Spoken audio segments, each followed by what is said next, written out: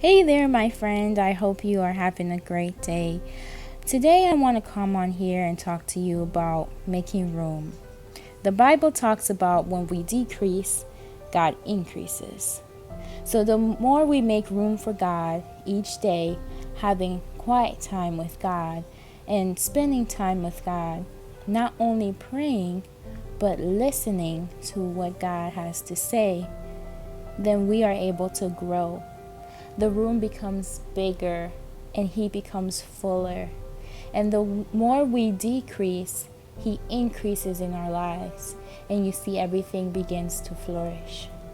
In John chapter 15, the Bible talks about abiding in the Lord. Abiding. And when you think about being in the room and spending time with God, we are abiding with God. We're having fellowship with God. So I rearranged my room today, and I realized in the way that I made my room rearranged, it looks a lot bigger. So what are some things in your heart that you need to rearrange? What are some things in your daily life that you need to rearrange to make more room for God to work in your life? What are some things that you need to cut off so that you can make more room in your life? Down below, I'm going to attach a song called Make Room. And it talks about how we need to rearrange our lives to have more of God. Because the more we have more of God, the more our lives will become fuller.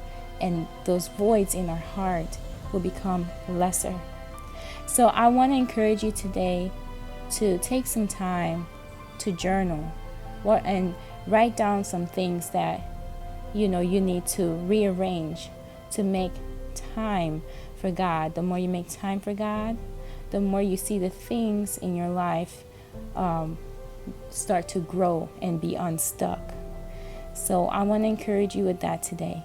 God bless you, and I pray that song blesses you.